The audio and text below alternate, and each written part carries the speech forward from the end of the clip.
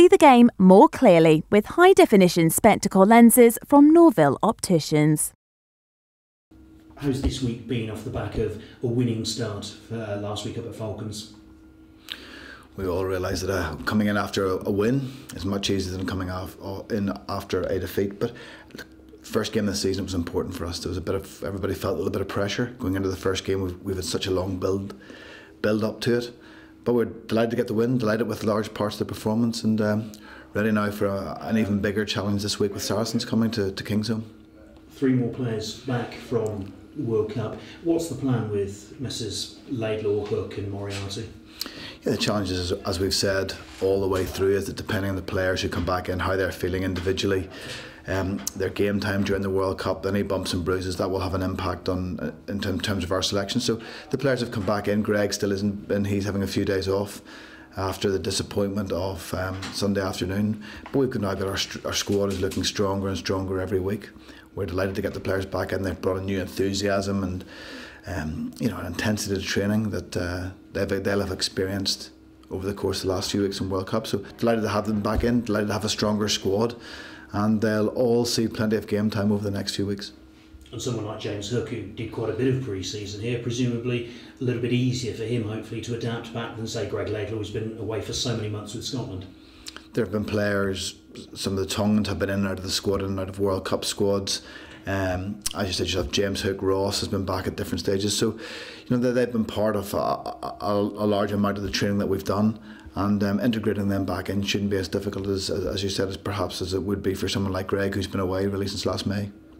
Saracens, of course, have got a whole host of England players back, but I suppose they'll be hopefully in that same category as Greg. Do you look at that and think what they might do? Is it a guessing game at this stage? Of course, it's a guessing game. There's no point in trying to second guess anybody else. We've said right from the start of the season that the big challenge for us at this early stage is to make sure that we're focusing on ourselves, concentrating on how we're going to play, getting ourselves as best prepared we can, and whatever team we're up against, because it's impossible to know who's going to come in. But we're confident that with the team we're going to put out, we will have another big performance in us this weekend.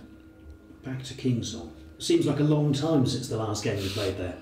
It is a long time. It's middle of May since we last played here. So like all the players are excited. Any of us anybody who went along to the World Cup game, saw the atmosphere, got excited about what's going to happen when we get back there, especially with Saracens coming defending champions. It's a huge game. We know it's a huge game. Our supporters know it's a huge game, and we're looking forward to that wonderful atmosphere that we had throughout last season. If you can invoke the sort of atmosphere that was there when you beat Saracens, I mean, that would be something special. Is it too much to expect that intensity too early from the players and the crowd? Oh, that was a unique game, just the circumstances in which we won with James's kick. It'll have no bearing obviously on what happens this weekend. For us, getting to Kingsholm, building that really was the start of our unbeaten run at Kingsholm in 2015. That got the crowd, it gave everybody a sense of belief, and that belief's still there. We've had a really good pre-season of training. A lot of the rugby side of it that we improved upon throughout the course of the year, we've had a real opportunity over the course of the last few months to add a couple of different layers. So I think over the next few weeks what we'll be looking for is, yes, doing the basics as we did reasonably well up in Newcastle, but then showing little bits of the rugby that we know we can play with the players that we have. As those players come back in, it's about making sure that Johnny May's getting the ball in the right areas and scoring the tries that we saw last year.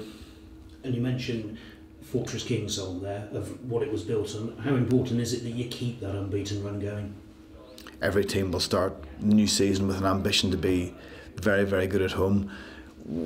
It was something we came in last year and talked about, that we wanted to get the crowd right in behind us, and regardless of whether we win, lose or draw, as long as the crowd see the players giving 100% totally committed, giving everything they've got when they wear a Gloucester jersey, they will be behind us, and we saw that right throughout the course of the year.